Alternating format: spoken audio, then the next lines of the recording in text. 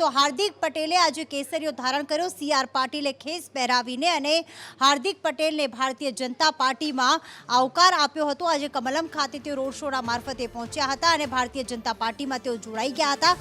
ભાજપમાં જોડાયા બાદ તેમણે શું કહ્યું સાંભળી લઈએ। शायद आपको मालूम नहीं होगा कि कोर्ट के भीतर मेरे केस चल रहे हैं और जब कोर्ट उस मामले में फैसला करेगा, चाहे वो मुझे निर्दोष छोड़े या कोई और फैसला, उसको हमने स्वीकार किया है।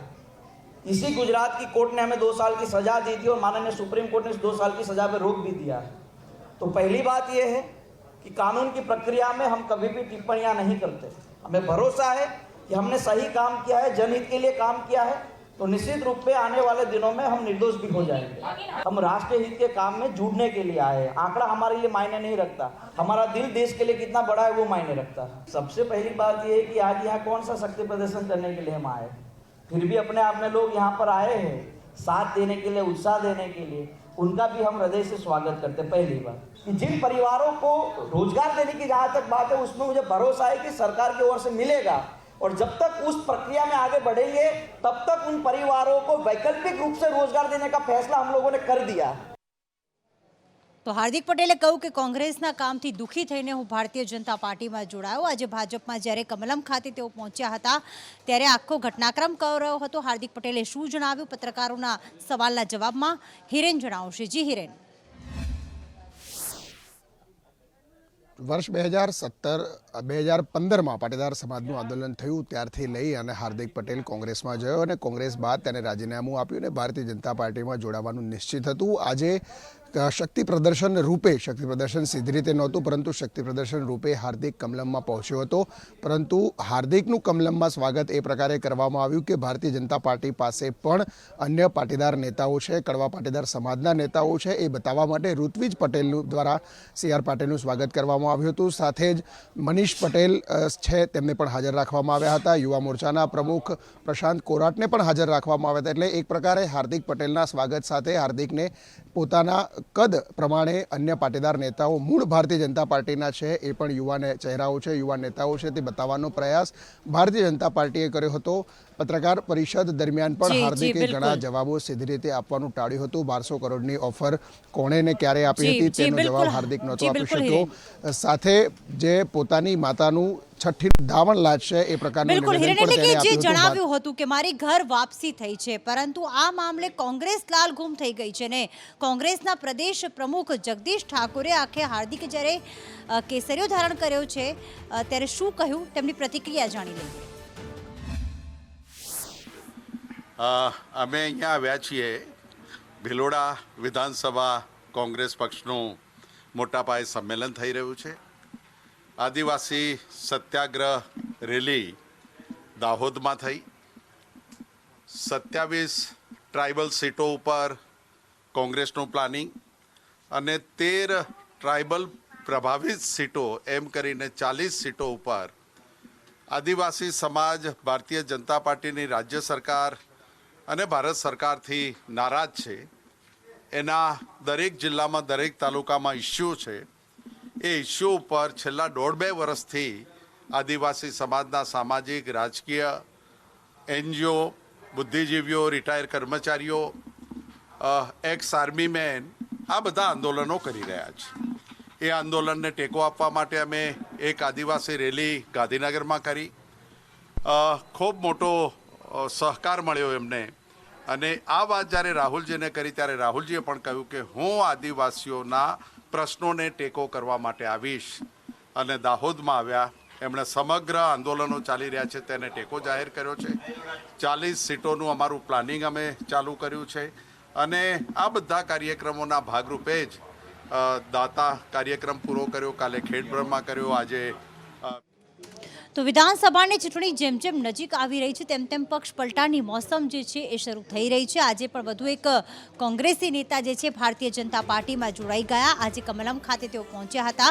2017માં વિધાનસભાની ચૂંટણી એટલે કે મણિનગર વિધાનસભામાં કોંગ્રેસ તરફથી લડેલા શ્વેતા બ્રહ્મભટ્ટ પણ આજે ભારતીય જનતા પાર્ટીમાં પ્રવેશ કર્યો।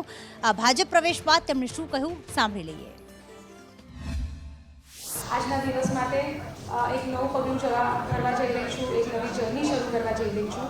થોડા વર્ષો પહેલાં આ એક ઉદ્દેશ્ય સાથે મેં એક્ટિવ રાજનીતિને જોઈન કરી હતી અને સમવેર અમુક મિસ્ટેક કહી શકાય કે ડિટોર થાય.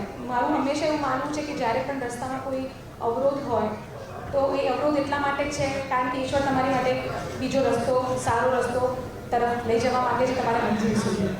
માનનીય પ્રધાનમંત્રીશ્રીને મળ્યા પછી, એના પહેલાં પણ હું એમની બહુ જ પ્રશંસક હતી અને એમના મળ્યા પછી મારું એમના માટેનું માન ખૂબ જ ઊંચું થઈ ગયું છે. Is a great leader, great inspiring factor. ખાલી મારા એકલા માટે જ નહીં કે મારા કહેવાથી જ નહીં, પણ આપણે બધા જ જાણીએ છીએ કે દુનિયાભરના લોકો એમના પ્રશિક્ષક છે. જમ્મુ કાશ્મીરમાં કાશ્મીરી પંડિતો જે છે તે સુરક્ષિત નથી. વારંવાર તેમની હત્યાની ઘટનાઓ બની રહી છે, ત્યારે વધુ એક ટાર્ગેટ કિલિંગની ઘટના સામે આવી છે. કોની હત્યા કરવામાં આવી, કોના દ્વારા કરવામાં આવી, અને એના કારણે જે સ્થાનિકો છે, કાશ્મીરી પંડિતો છે, તેમાં કેટલો ભયનો માહોલ. કૃષ્ણા માહિતી જણાવશે. જી કૃષ્ણા. જેના માટે કાશ્મીરત, ઇન્સાનિયત, જમહુરિયત આ શબ્દો વાપરવામાં આવતા હતા, તે જ સ્વર્ગ કહેવાતું કાશ્મીર અત્યારે નર્કમાં તબદીલ થઈ ગયું છે. આતંકીઓએ આ ધરાને રક્તરંજિત કરી નાખી છે, કારણ કે સતત ટાર્ગેટ કિલિંગની ઘટનાઓ જે રીતે સામે આવી રહી છે. પહેલા સુરક્ષાકર્મીઓને નિશાન બનાવવામાં આવતા હતા, પરંતુ ગત વર્ષના ઓક્ટોબર માસથી જે ટાર્ગેટ કિલિંગનો સિલસિલો શરૂ થયો છે તે થમવાનું નામ નથી લઈ રહ્યો. હજુ 2 દિવસ પહેલાં, 48 કલાક પહેલાં જ રજનીબાલા નામની શિક્ષિકા, કાશ્મીરી પંડિત હતી, તેની હત્યા કરવામાં આવી હતી. ગત મહિનાની શરૂઆતમાં રાહુલ ભટ્ટ નામના મહેસૂલ કર્મીની હત્યા કરવામાં આવી હતી. અને ફરી એક વખત રાજસ્થાનનો વિજયકુમાર, જે બેંક મેનેજર તરીકે કાશ્મીરમાં કામ કરતો હતો, તેનું ટાર્ગેટ કિલિંગ કરવામાં આવ્યું છે, તેની હત્યા કરી દેવામાં આવી છે. માત્ર 8 જ મહિનામાં 15 જેટલા કાશ્મીરી પંડિતોની હત્યા કરવામાં આવી છે. મુસ્લિમ જે લોકો છે તેમની પણ હત્યા કરવામાં આવી રહી છે. કુલ આંકડો 19 છે, પરંતુ ખાસ કરીને કાશ્મીરી પંડિતોને, બિન મુસ્લિમ લોકોને જે રીતે નિશાન બનાવવામાં આવી રહ્યા છે, તેના કારણે ભયનો માહોલ છે. અને આ સાથે સાથે રોષ પણ પ્રવર્તી રહ્યો છે, કારણ કે કેટલાક એવા કાશ્મીરી પંડિતો છે કે જેમને પ્રધાનમંત્રી પેકેજ અંતર્ગત ત્યાં મૂકવામાં આવ્યા હતા કામ કરવા માટે, પરંતુ હવે તે લોકોમાં સુરક્ષાના અભાવને કારણે રોષ પ્રવર્તી રહ્યો છે. સતત તેઓ માંગણીઓ કરી રહ્યા છે. છેલ્લા 22 દિવસથી વિરોધ પ્રદર્શન કરી રહ્યા છે અને કહી રહ્યા છે કે જો અમારું સુરક્ષિત સ્થાનાંતર કરવામાં નહીં આવે તો ફરી એક વખત અમે પલાયન કરીશું. બિલકુલ, એટલે કે સુરક્ષા માંગી રહ્યા છે. તો આ તરફ ક્યાં કોંગ્રેસમાં પોતાના ધારાસભ્યોને સુરક્ષિત રાખવામાં પડી છે, કારણ કે 10મી જૂને આવી રહી છે રાજ્યસભાની ચૂંટણી, જેમાં મહારાષ્ટ્ર છે, રાજસ્થાન છે, હરિયાણા છે, કર્ણાટક છે.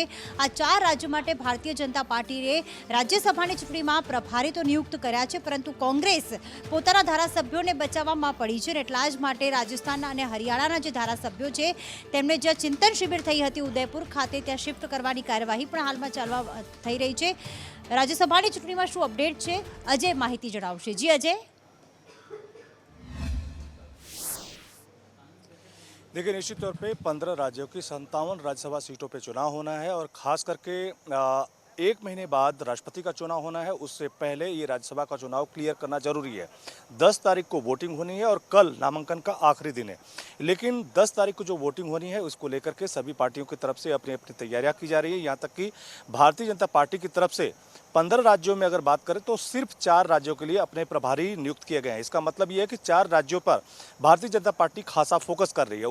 उसकी कई सारी वजहें हैं. जैसे महाराष्ट्र का अगर एग्जाम्पल लें तो 6 राज्यसभा की सीटें हैं, जिसमें 2 सीटें जो है वो भारतीय जनता पार्टी के खाते में सीधे तौर पर जा रही हैं. बाकी की जो एक सीटें जो है शिवसेना, एनसीपी और कांग्रेस के जिम्मे आती हैं.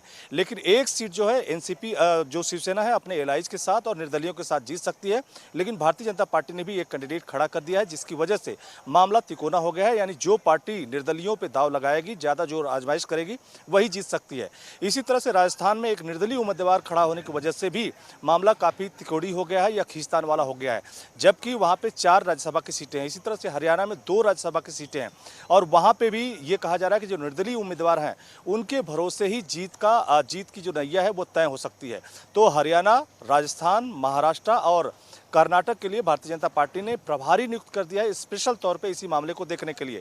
लेकिन अब कांग्रेस कैसे अपने नेताओं को और खास करके निर्दलियों को कंट्रोल में रखेगी, इसको देखते हुए कहा जा रहा है कि कांग्रेस अब तैयारी कर रही है कि जहां पे कांग्रेस का चिंतन शिविर हुआ था वहीं पर हरियाणा और राजस्थान के जो सांसद हैं, विधायक हैं, उनको रखने की तैयारी की जा रही है. तो एक तरह से अपने ही विधायकों को बचाने की कोशिश कांग्रेस के द्वारा की जा रही है. तो यही फिलहाल इसमें लेटेस्ट अपडेट दिखाई दे रहा है. બિલકુલ. તો આ તરફ મધ્યપ્રદેશના કોંગ્રેસના નેતાએ વિવાદિત નિવેદન કર્યું છે. તેમણે જીન્નાને સ્વાતંત્ર્ય સેનાની ગણાવ્યા છે. આ વિવાદિત નિવેદનના કારણે ક્યાંક તેમને તેમને અત્યારે ટીકા કરવામાં આવી રહી છે. સજ્જન વર્માએ જિન્નાને સ્વતંત્ર સેનાની કહ્યા છે. શું નિવેદન તેમણે આપ્યું, આવું સાંભળી લઈએ. इन्होंने 26 जनवरी के भाषण में नरेंद्र मोदी ने कहा था, आप यूट्यूब पे निकाल लेना, सारी बात करते हुए आखिरी में इन्होंने कहा था कि मेरे सीने का दर्द है कि 1947 में जब भारत आज़ाद हुआ तो इस देश के 2 टुकड़े किए उसके दोषी हैं पंडित जवाहरलाल नेहरू और जिन्ना. ये आखिरी भाषण यूट्यूब पे निकाल लेना, आखिरी तेरा था उसका. ये तो धन्यवाद दे देश कि नेहरू और जिन्ना ने अकल से 2 टुकड़े किए देश के कि मुसलमान भाई यदि आपको पाकिस्तान जाना है आप मेहरबानी करके चले जाए, हिंदू भाई यदि आपको हिंदुस्तान में रहना तो आप हिंदुस्तान में रहना. ये अकल का काम करो. दोष दे रहे हैं कि जिन्ना और नेहरू, और एक तरफ उनका काका बोल रहा है कि अखंड भारत बनाना. गजब के लोग हैं.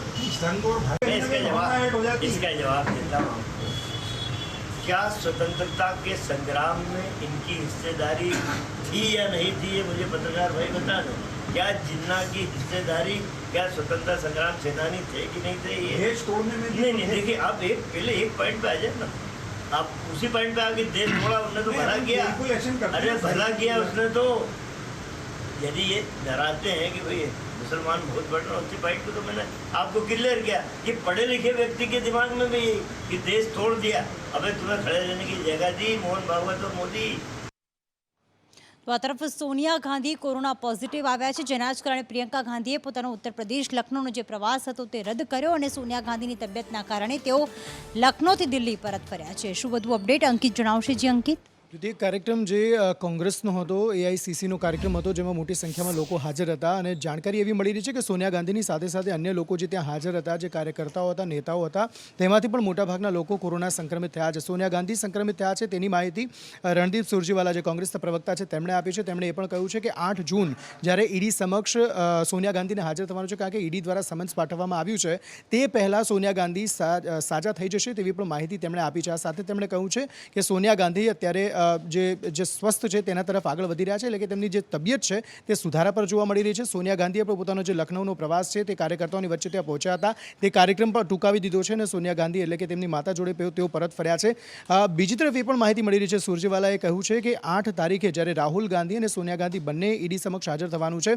આમ તો રાહુલ ગાંધીને પહેલા ઈડી સમક્ષ હાજર થવાનું હતું, પરંતુ રાહુલ ગાંધી પોતાના અન્ય કાર્યક્રમમાં વ્યસ્ત છે, જેના કારણે તેઓ ઈડી સમક્ષ હાજર નથી થઈ શક્યા. સોનિયા ગાંધીને 8 તારીખે ઈડી સમક્ષ હાજર થવાનું છે. હવે કોરોના સંક્રમિત થયા છે, તેમની સારવાર ચાલી રહી છે. જો કે સુરજીવાલાએ એવું કહ્યું છે કે 8 તારીખ પહેલા તેઓ સ્વસ્થ થઈ જશે અને ઈડી સમક્ષ તેઓ હાજર થશે.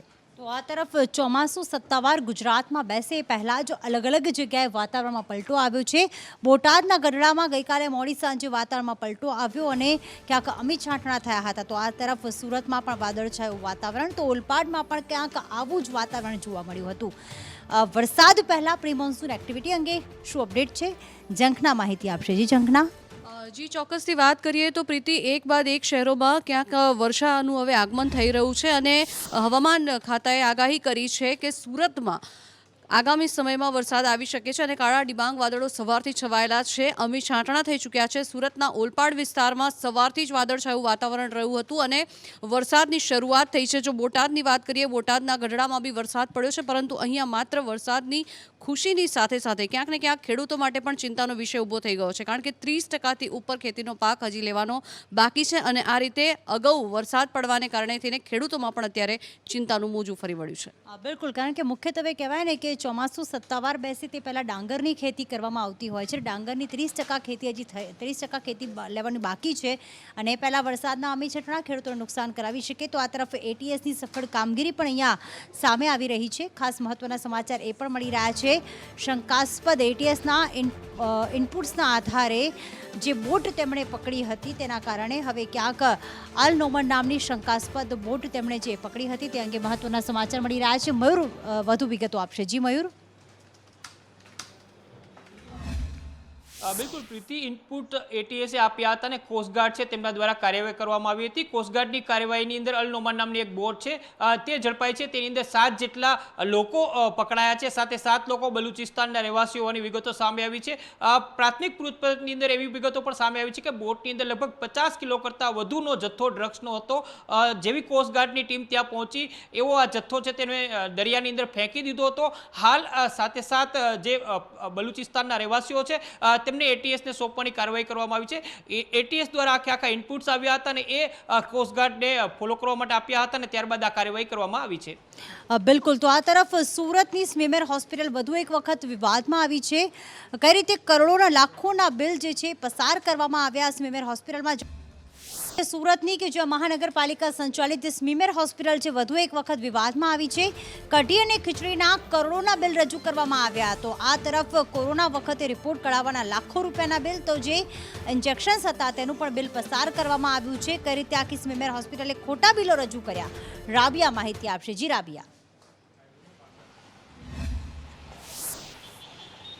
પ્રીતિ, મનપા સંચાલિત જે સ્મીમેર હોસ્પિટલ છે ફરી એકવાર વિવાદમાં આવી છે. સ્મીમેર હોસ્પિટલની અંદર કોરોનાના કપડા કારની અંદર જે ઇન્જેક્શનો વસાવાયા હતા એ ઇન્જેક્શનો 22 લાખના હતા. પ્રજાના જે પરસેવાના પૈસા છે એનું પાણી કરવામાં આવી રહ્યું છે. 16,000 જેટલા ઇન્જેક્શનો જો પરત કરી દીધા હોત તો આ રીતે પૈસા વેસ્ટ નહીં થતે, પરંતુ આ 16,000 ઇન્જેક્શનોને અન્ય કેટલી જે કોરોના કાળમાં ચાલતી જે દવાઓ હોય છે એ પડી એક્સપાયર થઈ ગઈ છે. સુરત મહાનગરપાલિકામાં પહેલે ખીચડી કૌભાંડના નામે ખીચડી ખવડાવી અને એના નામે કરોડોના બિલ મુકાયા હતા અને એ પૈસા કોના ખિસ્સામાં ગયા કોઈ જાણે છે. ત્યારબાદ કોરોનાના કપડા સમયની અંદર જે છે મંડપો ટેસ્ટિંગના બાને ઊભા કરવામાં આવ્યા અને મંડપના લાખોના જે ભાડા છે એ આપવામાં આવ્યા અને ત્યારબાદ અનેક દવાઓ ઇન્જેક્શનોના પૈસા ખર્ચવામાં આવ્યા, બિલો મૂકવામાં આવ્યા. અને ફરી એકવાર સુરતની જે મનપા સંચાલિત સ્મીમેર હોસ્પિટલ છે સત્તાધીશોની બેદરકારીના કારણે અત્યારે સ્મીમેર હોસ્પિટલની અંદર જો જઈને જોઈએ તો દવાઓના ડબ્બા જોવા મળી રહ્યા છે. અને જો સુપ્રિન્ટેન્ડન્ટને પૂછો તો મને કંઈ જાણ જ નથી. હું સ્પષ્ટ રીતે ક્યાંક જો લોકો પૂછી રહ્યા છે તો જવાબ આપવામાં આવી રહ્યો છે, પરંતુ કોરોના જતો રહ્યો ત્યારબાદ બીજી લહેર આવી અને તે પછી પણ આ રીતે 22 લાખના ઇન્જેક્શનો પડ્યા એક્સપાયર થઈ ગયા અને મનપા સંચાલિત જે સ્મીમેર હોસ્પિટલના સત્તાધીશોને કંઈ ખબર જ નથી એવા ઉડાવ જવાબ આપવામાં આવી રહ્યા છે. સાથે જ મનપાના જે અધિકારીઓ છે જેમની અંદર આખો કારભાર આનો ચાલતો હોય તેમને પણ આ વાતની ખબર ના પડી એવું બની ના શકે, પરંતુ પ્રજાના પરસેવાના જે પૈસા છે એનું અત્યારે પાણી થયેલું જોવા મળી રહ્યું છે. આ તરફ જોવા જઈએ તો વારંવાર યુનિવર્સિટીઝ અને કોલેજ પણ વિવાદમાં આવતી રહેતી હોય છે ને એવા જ એક મહત્વના સમાચાર રાજકોટ સૌરાષ્ટ્ર સંચાલિત યુનિવર્સિટીથી પણ અત્યારે સામે આવી રહ્યા છે. જો મહત્વના સમાચારની વાત કરીએ તો સૌરાષ્ટ્ર યુનિવર્સિટીમાં કરાર આધારિત ભરતીમાં વિવાદ થયાનું સામે આવી રહ્યું છે. મહત્વના સમાચાર મળી રહ્યા છે. શિક્ષણ શાસ્ત્ર ભવનમાં અધ્યક્ષે અનેક સવાલો અહીંયા ઉઠાવ્યા હતા અને સાથે જ ઇન્ચાર્જ કુલપતિના નિર્ણયને લઈને સવાલો જે છે તે ઉઠાવવામાં આવ્યા હતા. મયુર જોડાઈ ગયા છે. મયુર, જણાવશો વધુ વિગત શું છે? પ્રીતિ, સૌરાષ્ટ્ર યુનિવર્સિટીની અંદર કરાર આધારિત જે ભરતી છે તેને લઈને વિવાદ સામે આવ્યો છે. સૌથી મહત્વની વાત એ છે કે આ પહેલા પણ જ્યારે ભરતી થઈ હતી ત્યારે ભલામણના વોટ્સએપ વાયરલ થયા હતા અને હવે જે ઇન્ટરનલ માર્ક્સ ઉમેરવાના હોય છે તે વાતને લઈને વિવાદ સામે આવ્યો છે. ભવનના જે વડા છે તેમના માર્ક્સ છે આ ભરતીની અંદર ગણવામાં નહીં આવે. જે પ્રકારે ભરતી કરવાની પ્રક્રિયા હતી તે પારદર્શક બનાવવાની કોશિશ જે વીસી છે તેના દ્વારા કરવામાં આવી હતી, પરંતુ અન્ય સદસ્યો છે તેમને આ અંગે સવાલ ઉઠાવ્યો છે કે આખી ભરતી પ્રક્રિયા છે તે ગોટાળાવાળી છે, એટલે આ ભરતી રદ થવી જોઈએ. જી બિલકુલ. હમ રહે યા ના રહે કલ, આ જ ગીત જે છે તે ખાસ તેમણે ગાયું હતું ને આ ગીતની સાથે આજે જેમણે કહ્યું હતું કે હું આવતીકાલે કદાચ ના રહું તો, અને આજે આપણી વચ્ચે નથી રહ્યા. પ્રસિદ્ધ જે કલાકાર છે કે જે છે તેમનું નિધન થઈ ગયું હતું. 31મી તારીખે મોડી સાંજે એક કોન્સર્ટમાં તેઓ પરફોર્મ કરી રહ્યા હતા અને દરમિયાન જ તેમને કાર્ડિયાક એટેક આવ્યો હતો. આજે તેમની અંતિમ સફર એટલે કે અંતિમ યાત્રા નીકળી હતી મુંબઈ ખાતે ને તેમના લાખો ચાહકો છે અને સાથે સાથે સેલેબ્સ પણ અહીંયા ઉમટી પડ્યા હતા. તેમની અંતિમ સફર અંગે વધુ માહિતી સાથે આશુતોષ અમારી સાથે જોડાઈ ગયા છે. જી આશુતોષ. જે જાણીતા સિંગર કેકેનો દેહ જે છે તે પંચમહાભૂતમાં વિલીન થઈ ચૂક્યો છે. કલકત્તાથી તેમનો જે દેહ છે તે ગત સાંજે મુંબઈમાં લાવવામાં આવ્યો હતો અને આજે અંતિમ દર્શન માટે પાર્ક પ્લાઝામાં તે રખાવવામાં આવ્યા હતા. ત્યાં બોલિવૂડની જે સેલિબ્રિટીઝ છે તે ઉમટી હતી. જાવેદ અખ્તર છે, જાવેદ અલી છે, ઉપરાંત સલીમ સુલેમાન છે, અન્ય જે સિંગર્સ છે અને જે બોલિવૂડની સેલિબ્રિટીઝ છે તે પણ અંતિમ દર્શન માટે ત્યાં પહોંચી હતી અને મુખાગ્નિ જે છે તેમના દીકરો જે છે નકુલ તેણે આપી હતી. પરંતુ સમગ્ર કહી શકાય કે બોલિવૂડ જે છે સ્તબ્ધ છે. છે અને ચાહકોએ જે છે તેમને અશ્રુભીની વિદાય આપી હતી આજે. જી બિલકુલ, અશ્રુભીની વિદાય આપી હતી અને તેમના ગીત હંમેશા લોકોના દિલમાં આ રીતે જ રહેશે. તો હવે વાત કરીએ હોલિવૂડની અને બહુ ચર્ચિત જે માનહાનિનો કેસ છે તે મામલે એક વધુ અપડેટ મળી રહ્યા છે. હોલિવૂડના સૌથી ચકચારી માનહાનિ કેસમાં ચુકાદો આવ્યો છે. અભિનેતા જોની ડેપની પૂર્વ પત્ની સામે તેની જીત થઈ છે. માનહાનિનો કેસ આ કરવામાં આવ્યો હતો. અંબર હર્ડ જે છે તેની હાર થઈ છે. ત્યારે વધુ વિગત સાથે કુણાલ અમારી સાથે જોડાઈ ગયા છે. જી કુણાલ.